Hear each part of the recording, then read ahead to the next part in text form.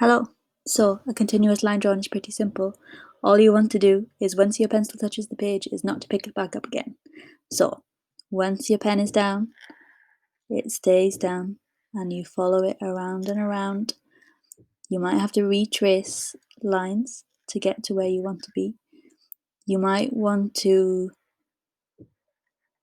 make a really light mark to get to where you want to be. You might want to make a really heavy mark to suggest some kind of tone. But mostly you're concentrating on keeping your drawing utensil on the page.